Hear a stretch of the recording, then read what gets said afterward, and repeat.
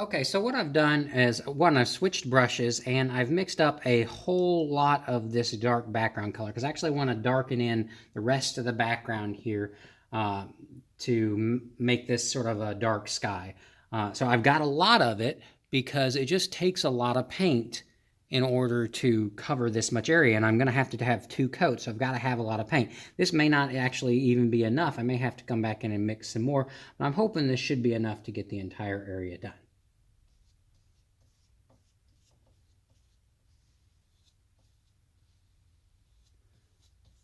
Now, don't forget when you are painting to make sure that you get every little white speckle covered. Very important.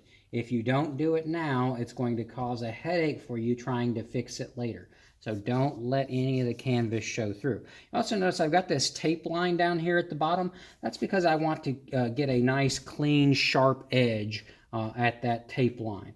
That is, in fact, masking tape, and it's called masking tape because you're masking off an area of your canvas in order to prevent the paint from getting on that area. And so that's the purpose of masking tape, is to do that. And you could use painter's tape or anything like that. It serves the same purpose. The idea is I want it to be completely protecting that area underneath. And that tape, as long as it's pressed down really good, should do that effect.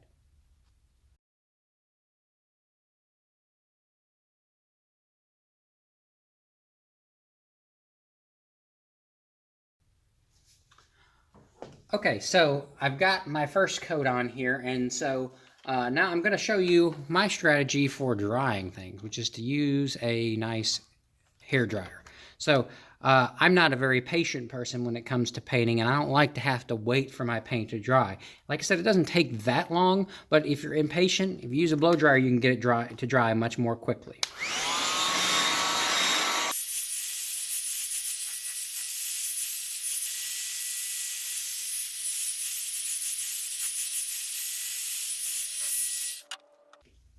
Okay, so now that I've got this coat dry, I'm going to go ahead and add my second coat to even this out because there's still a lot of brush texture and thin areas and spots and things that I got to cover up.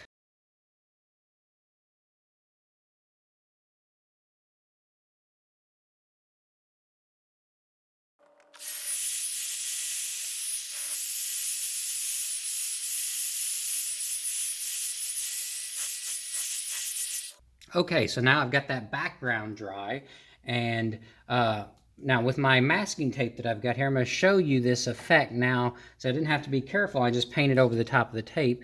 But you'll see now when I peel this away,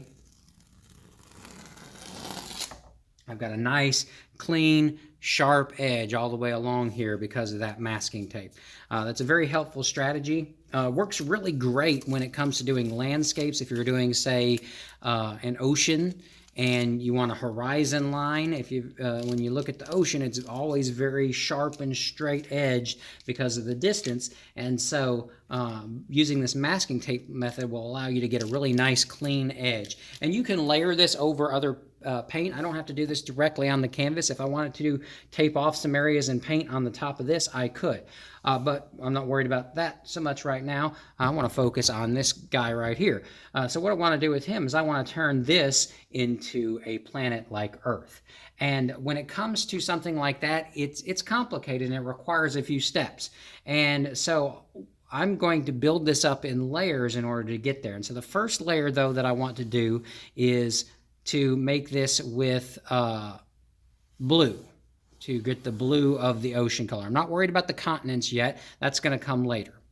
All right, so now I'm going to be using a blue color, but I don't want to just use blue straight out of the bottle because blue straight out of the bottle is a little transparent. It's also very dark, and it would take 2 or 3 coats to really get this solid blue anyway. So I don't actually want to do that because if I mix blue and white together, so I'm going to get myself a generous scoop of white and a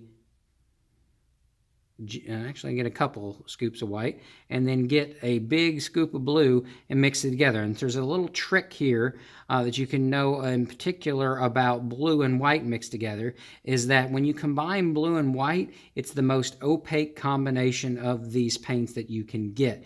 So if you're really trying to effectively cover something with as few coats as possible, then blue and white together is the way to do it. I won't have to do more than one coat with this color because it's going to go on so smooth and even. So I got to be careful though, because if I go out into my background, it's going to cover that as well, and I want this to have a nice clean edge. So I'm going to have to, I'm using my flat brush again, because flat brushes allow for a sharp edge, but more than anything, it's just going to require a little bit of patience and care, because if I'm not careful, I will slip outside the line and make this look a little wobbly. So I'm also making sure to get all those little white speckles of canvas covered, so you can see where I'm missing some spots. Want to go just keep brushing over it until those are completely covered. And near the edge, if I see any white spots, I'm just going to have to expand my circle out, because I don't want those to show. If you do that in your assignments, it will cost you some points, because it's one of the things I'll be looking for is the speckles of canvas. By the time you get done, everything should be painted, every single spot. There should be nothing left of the original primer that's on the canvas, which, by the way, is not the same as white paint. It has a different appearance. It's less glossy than the acrylic paints, and it has a noticeable different appearance. So if you are intending to have something white in your design, it should be white through using white paint, not by just leaving the canvas white, because it does look different and it is noticeable if you do that. So don't do that. Make sure if you want it to be white, paint it white.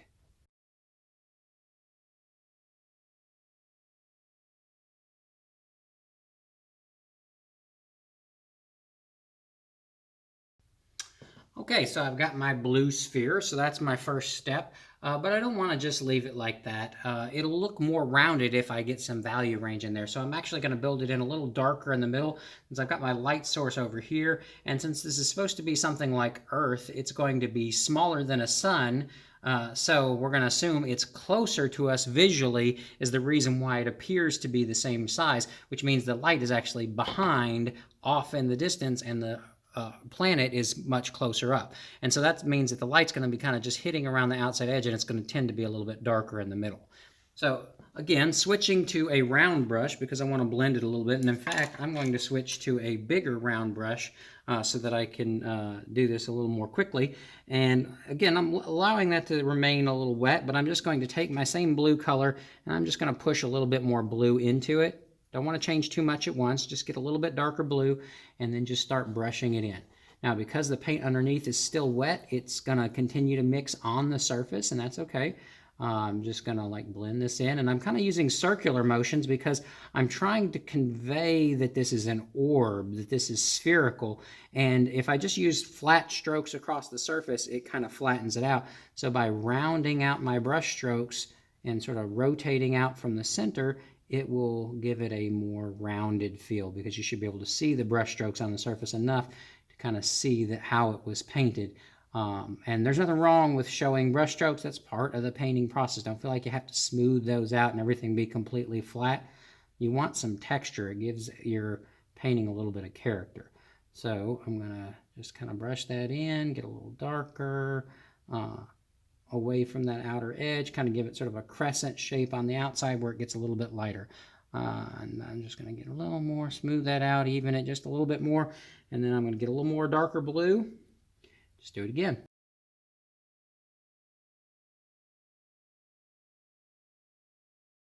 All right, so it's getting a little heavy with the paint on the surface, so if I wanted this to really get much darker, I'm going to need to allow that to dry just a little bit before I add any more paint.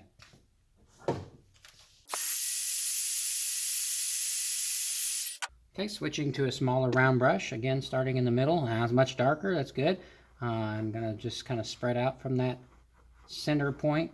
Not quite centered on the whole sphere because again the light source is over here, so the dark spot is going to be kind of opposite it, which would put it a little off-centered on here.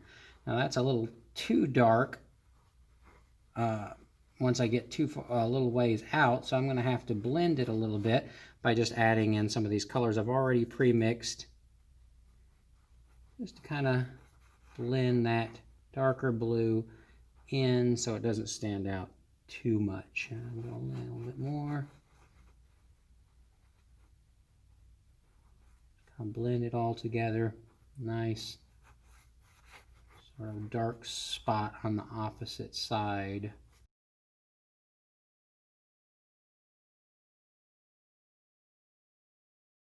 Okay, so that's looking better. Not perfectly smooth, but it doesn't need to be. I like a little bit of texture in my stuff. And so I think this looks good with a little bit of unevenness as opposed to just being perfectly marble smooth. But it doesn't really look like this is the thing that's lighting this up, because this is all just tints and shades of blue, whereas this is yellow. So if this is yellow light source, it should affect the blue. So what happens when you combine yellow light on a blue surface? Well, those two colors combine and you get green. So what I want is I want a green color around the outer edge, so it's as if the yellow light is hitting the blue surface, making it appear a little bit green. What I don't want is I don't want the green to be darker than the existing blue. Light sources always only make the thing that they're lighting lighter. So it's important that when I make a green, that it has to be a green that's lighter than this shade of blue that I already have. Okay, so I've got a nice sort of pale green color. I'm going to start this upper edge in just a thin crescent and work my way around this outside edge. Okay, so it looks pretty good. Maybe a little thicker in the spot facing the sun the most, right here on this edge. I'll thicken that up some, but I want to transition a little bit. I don't want to just suddenly go from green to blue. So now I'm going to take that green and I'm just going to continue adding a little bit more blue to it. And just kind of add another layer and spread further out into this space. So it's going to gradually get darker as it works its way toward the blue side of the planet away from that star.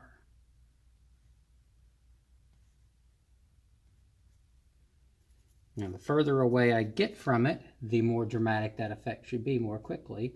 But I also have to be careful. I don't want it to get darker. So I'm starting to get darker there, and that's bad. I don't want that. Light does not make things darker, so you have to be careful that it only makes it lighter, not darker. So I'm just going to remix that. Make sure I've got plenty of white mixed in with that color. Okay, so that's better. A little more blue, but still lighter than what's underneath. That's what I want. One thing that you'll also notice when mixing colors, and you got to be careful about, is these acrylic paints will often look darker when they dry than when you first apply them. So you may find that you have matched this color absolutely perfectly when you first paint it down, and then a few minutes later it dries and suddenly it's darker than it was originally, and it doesn't match anymore. So just know that whenever you're trying to match a color that's already dry, that you need to make it just slightly lighter than it appears, because as the paint dries, it will get a bit darker. And so it's going to start out being a little lighter and then get darker as you go. There's not a specific exact formula for that. It's just something you kind of got to feel out with practice. Okay, so that looks pretty good. You can see the glow of that yellow over here, making that look green, and it's getting darker and more blue as it goes across. But I want to refine that edge, get it just a little bit brighter right on the outside edges, like a thin, even thinner crescent of just really yellow light. It's so bright that it's washing out all the blue, so there won't be any green. So in order to do that, I got to wash my brush out, got to let this dry before I go to that. Okay, so I've already got plenty of this nice light yellow here, and so that's what I'm going to use for this final highlight around the edge. But one of the things that I'm noticing is a little lumpy on this side, maybe not a perfect circle. Somewhere along the way when I was painting the background, I lost the edge of my circle a little bit. So it's a little uneven, but it's not a big deal. I can fix that, because one of the things about a planet like this is it has an atmosphere. And because it has an atmosphere, the light doesn't just hit this edge and stop, it actually kind of glows and sort of hits the atmosphere and should create a little bit of a haze around this outer edge. And so I'm going to show you how to do that as well. So I'm just brushing this on. I'm not worried about it being perfect, because what I'm going to do now is I'm just going to take my finger and just kind of smudge it. Put a little bit more wet paint around the edge and then smudge that in, and just using a little circular motion and just kind of making it look a little fuzzy around that edge, because that looks like the light from the sun is hitting that atmosphere and making it glow.